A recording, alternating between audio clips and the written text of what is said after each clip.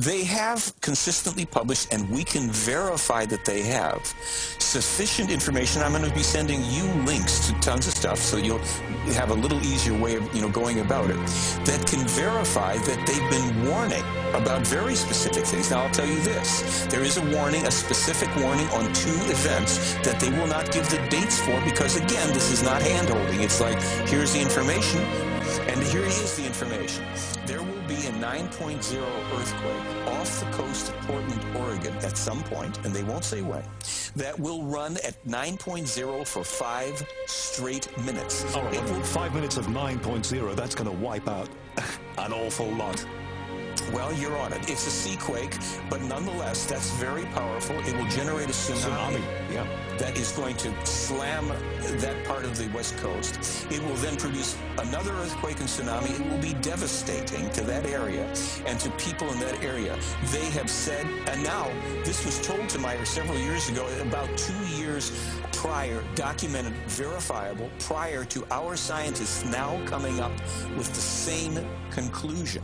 They have also said, I think it's called El Cumbre volcano in the Canary Islands, is going to, it is going to erupt for sure unless there is a way we could prevent some of the damage, but it will erupt, and when it does, 1 trillion tons of mass are going to go into the sea suddenly, generating a tidal wave tsunami, not only that will rush up the coast of Spain, Portugal, and France, but which will cream the entire eastern seaboard of the United States and penetrate up to 12 kilometers inland and potentially take out 20 million human lives. They will not tell us when, they will simply tell us that this event will happen. Now, let's take that specific example then of the volcano on the Canary Islands. I don't understand why they wouldn't want to tell us when, because having this information in inverted commas, what the hell are we going to do with it? We can't stop a volcano erupting, can we? Right.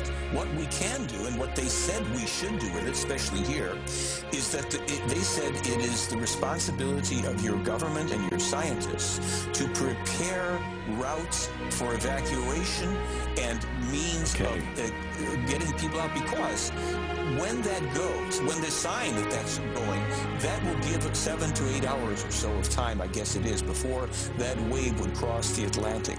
So if we have a warning, folks, it's now time for Plan B. Here we go. All right, our time is just about out, and I could do another hour with you really, really easily. Probably another 3 hours with you really easily, Michael. I've enjoyed this, but Billy Meyer gets told this information. Shouldn't the powers that be, the beings who told him this is really seismic stuff, quite literally. 20 million people you're talking about perishing at some date we don't know. Why didn't they go to the United Nations with this? Cut out the middleman, deal direct. That's the bit I don't understand. You don't have very long to answer this question, and I'm sorry for that. I'll give you the answer this way.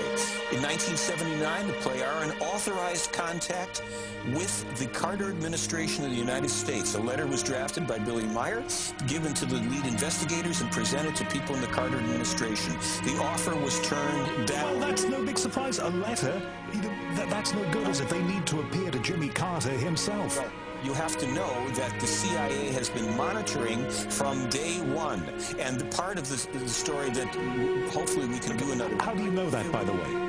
Because the lead investigator, retired Lieutenant Colonel Wendell Stevens, U.S. Air Force, and Lee and Britt Elders, who were the skeptic owners of Intercept, a high-level electro-counter-espionage company, who went with Wendell Stevens to Switzerland to start the investigation into the Meyer case in '78 to prevent him from being taken in by a hoax. And all 3 of them ultimately came away not only knowing that this was no hoax, but having to account to the CIA each trip in and out of London on their way to Zurich. And we have this in publicly recorded, presentation from Wendell Stevens and everything. You've just pulled a thread on a sweater here, my friend.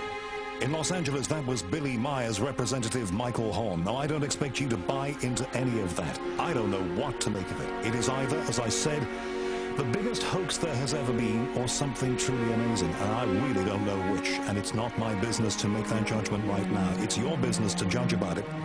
An idea has suggested itself to me in the last couple of minutes, just as I'm saying these words, really. How about Because this is so damn controversial, if you have questions for that man, if there are things that I didn't say to him, you think I should have said to him, why don't you email me with your questions for that man, and at some point in the future, I'll get Michael Horn back on and we can ask him the hard questions. He's told me off air that he is willing to defend this work and he can answer any question. Well, let's give him that opportunity. Let's ask him the hard questions. It is something that is either so far-fetched it is ridiculous, or it is something that all our governments need to be paying attention to, and maybe they are on some level. And I'm just a journalist. I'm just an honest broker in all of this. I don't know the answer to that question.